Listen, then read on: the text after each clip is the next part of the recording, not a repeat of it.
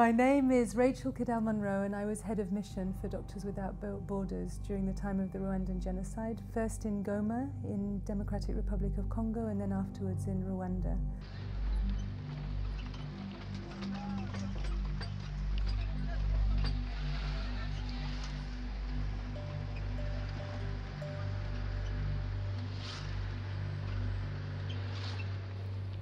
Changed me completely. I think it was my innocence died in 1994.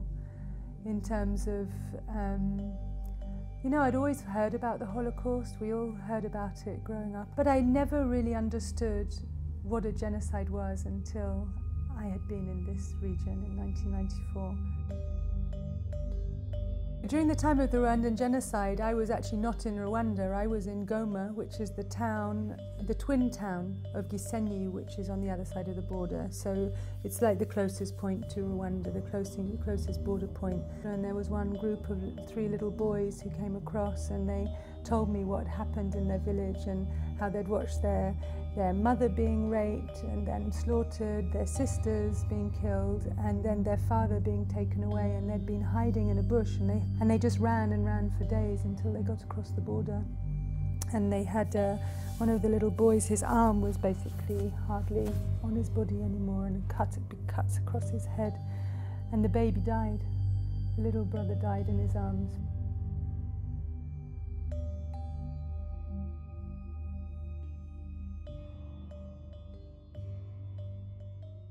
But the other side of it as well is that you see something of the human spirit come through. And it's that little bit of human spirit, that little bit of humanity and dignity that remains with people despite all those things that happens, that you can latch onto, and that you see the children playing together and playing very innocent games. We were in one of the camps, and it was one of the children's birthdays, and I caught a group of them, maybe 10 years, and they were giggling and laughing and talking and just gossiping like any regular child, and it was just so human despite the conditions that they were living in. And when you see that, then you feel like hope. You feel that they can move forward and that you can get out of this and make it a better place.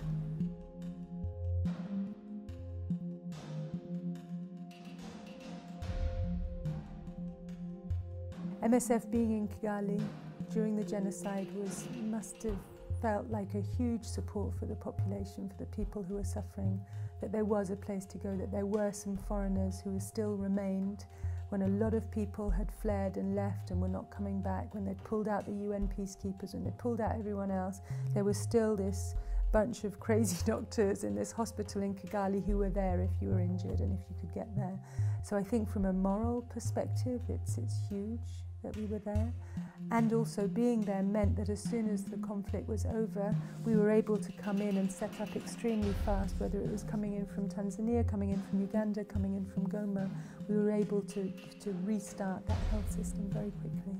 That's why this 20th anniversary is so important, because I think what people will see is a country that's rebuilt itself and has come through a terrible struggle, whose people have witnessed things that no human being should ever witness. So it's a country that's really come through. It's got its issues, but it's really come through that. What people are not looking at and not recognizing is that neighbor country, this huge country of Democratic Republic of Congo, where that kind of investment and that kind of focus has not been given.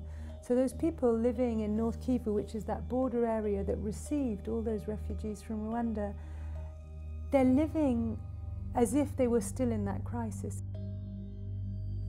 So I went into the heart of a woman. She was 25 years old, she had 5 children. Her husband had left her, he'd moved in with another woman in another one of the displaced camps, so she's on her own, so extremely vulnerable. And she's living in that tiny space with 5 children. The youngest is about 3 or 4 months old, and the eldest around about 5 or 6 years old. They sleep on the bare earth, and actually it's not even earth. Earth would be nice. It's just rock, volcanic rock, and it's lumpy and bumpy. They have no blanket to put under them, no plastic sheeting to put under them. They're just sleeping on the bare earth with her 5 children. I think it's really important to reflect on what happened in Rwanda. There was a genocide that took place in that country, and we'd promised after the Second World War that that would never happen again, and it did.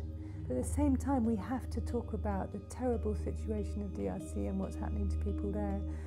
Every day there are armed actors coming in and pillaging villages and people being displaced. Every day children are dying from simple lung infections, from pneumonia that can be prevented. Every day mothers are dying in childbirth, and every day women are victims to sexual abuse. And these people deserve our help, and that's why MSF, Doctors Without Borders, we have really important operations. Some of our most important and biggest operations are in this part of the world because it's so forgotten. There are people who are suffering, and other people reach out their hand to try to help them. And that's if you like, that's our calling. And as individuals, we feel that. I feel that as an individual. That's why I do what I do. And that's why I believe, and I've been working now with MSF for over 20 years, because I believe that that's something that we can do as an organisation and that we can really make a difference to people.